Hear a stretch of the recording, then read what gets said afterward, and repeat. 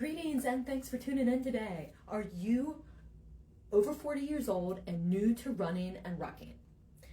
If so, then this video is for you because there are a lot of beginner runners and ruckers over the age of 40 who make some very common mistakes, and I want to save you from that. So my name is Dr. Jeanette De Witt. I'm a doctor of physical therapy. I am a former runner. I've done marathons, half marathons, 5Ks, even did a sprint triathlon. And since about 2019, I've been rucking because I no longer wish to run long distances. I coach runners, but I also coach I coach high school runners, but I also coach adult runners and am a rucking athlete. So 5 mistakes that beginners tend to make are the number one mistake that people tend to make is they increase their mileage or their duration too quickly. Now, what does that mean and what's the difference? Well, mileage is you decide, you know what, I'm just going to start running 2-3 miles every single day for 5 days. Well, guess what? You just went from 0 mileage, 2 to 3 miles, 5 days a week. That's like 15 miles. That is a lot of stress on the joints and on your muscles that it's not used to that. Way too quick. You can end up with stress fractures. You can end up with joint issues and joint pain. And we want running and rucking to be a fun activity, not something that you dread or not something that you get hurt from. So increasing the mileage too quickly is a very, very common mistake that can really lead to injuries. Duration. It's the same thing. Sometimes people don't track their mileage, but they track time. So average person can walk a mile in around 20 minutes. So if you just start walking for an hour, which would be 3 miles a day, and rucking 3 miles a day, you're probably going to get some neck, back, joint issues. Rucking is low impact, not the same as running, but you still have to watch the duration. Same thing with running. If you go decide you're going to run and you go run 30 minutes every day, you're probably getting around a couple miles to 30 minutes, 2-3 miles in 30 minutes. So even if it's just like a 10-minute mile pace. So you got to be careful on that. With any activity, you want to gradually introduce your body to that activity.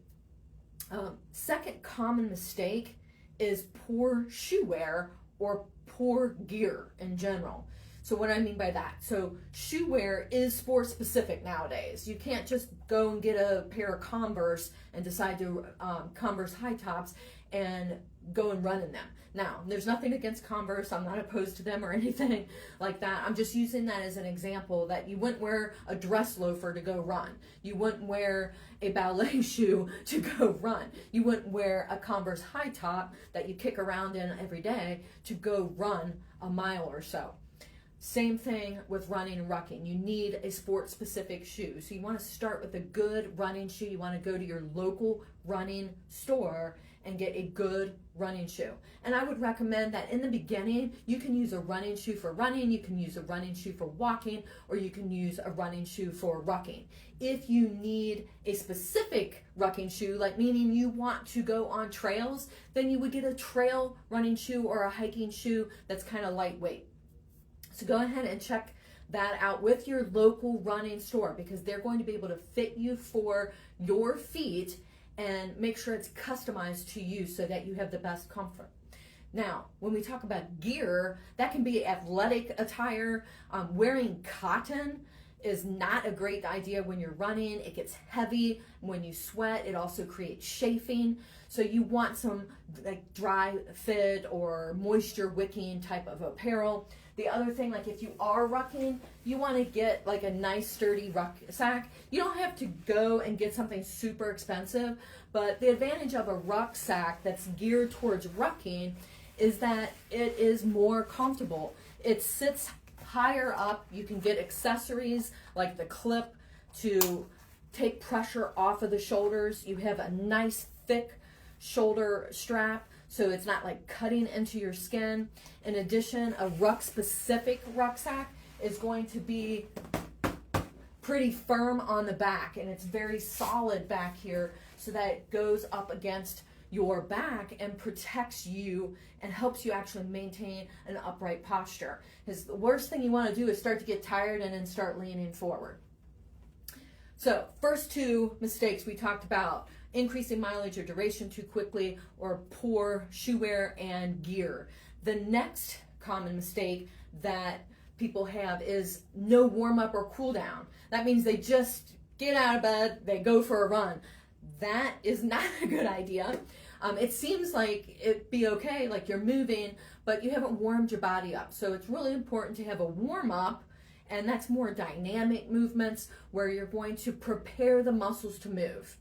And you want to make sure you have a cool down so that you are properly calming down tissues and slowly decreasing your heart rate, as well as slowly decreasing the circulation.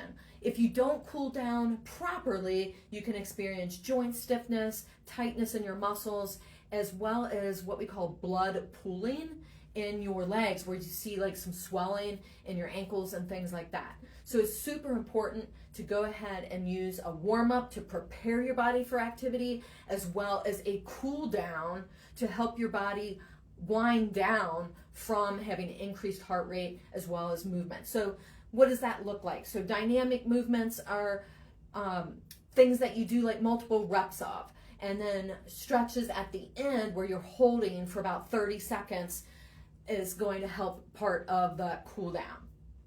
Now, that's the third mistake, or a common error. And then the fourth mistake is eating too much or eating too little. Let me address the first one first. So if you're eating too much, like this is what happens a lot of times, is people like, oh, I'm exercising now, I can eat whatever I want. That is not true. You cannot just eat everything you want because you decide to walk 20 minutes. That's really not enough calorie burn to justify eating whatever you want. And even your elite athletes who are, and when I say elite athletes, your professional athletes, Division I collegiate athletes, your top endurance athlete, they are eating for fuel versus eating just to eat everything in sight. So eating too much can make you feel sluggish, lethargic, you can get bloated, and all of these things can create gastrointestinal issues that make exercise really less comfortable. So eating too little is also another common error, where as you start to exercise, you don't replace enough fuel to actually sustain your energy for the activities. So what I see with that is, if you've been training for a while, or if you're trying to use exercise for weight loss, you may restrict your calories, or you may think, oh, well, if I'm lighter and I don't weigh as much, I may go faster. That is the incorrect mindset, because when you do that and you restrict your calories, or you limit your fuel, you actually don't have enough calories to sustain your energy level. So that can be a problem. What happens with that is your blood sugar will drop, and when your blood sugar drops, you get lightheaded, you can get a little nauseous, you can also pass out, which kind of is a little scary for you as well as other people around you who may not know what's happening. So eating too much and too little can definitely affect your performance and your ability to exercise. And then finally, the last one is similar to the nutrition aspect, but not staying hydrated. So a lot of people think that you need to consume a ton of electrolytes when you are exercising. Honestly, the best thing you can do is drink water, just plain water. If you are exercising less than 60 minutes, you do not need electrolytes. You can replace your hydration through water alone. If you are exercising more than 60 minutes, or if the conditions are very hot, humid, you may need electrolytes then, because you're going to be sweating more, you're going to be losing salt and different minerals as well. So not staying hydrated can make you feel very ill, also can make you feel sluggish and lethargic, or it can make your stomach upset. So it can also affect your concentration later on in the day. So maybe you feel great during exercise, but not so great when you're trying to work or have family time and things like that. So those are your top 5 common mistakes that beginner runners and ruckers tend to make. Let's go ahead and recap those. It's increasing mileage or duration too quickly, poor shoe wear or poor gear that doesn't fit properly, no warm up or cool down, and eating too much or eating too little, and then not staying properly hydrated, or using electrolytes when it's really not necessary. So I hope that you find this helpful. If you do, go ahead and share this out. If you have people in your life who are new to exercise, and when I say new, meaning you just started like a week ago or today, or within the past 3 months, because as you start to exercise, you're going to start to learn things about your body that maybe you didn't realize before, and you might want extra guidance. So if you know anybody who could benefit from this, go ahead and share this out with people. And you can check out my YouTube channel as well. Facebook will go ahead and take this video off of my feed within the next 30 days. But you can always find it in my YouTube channel at Jeanette De Witt. So thanks a lot for tuning in. If you have questions, drop them in the feed or just DM me. Thanks a lot.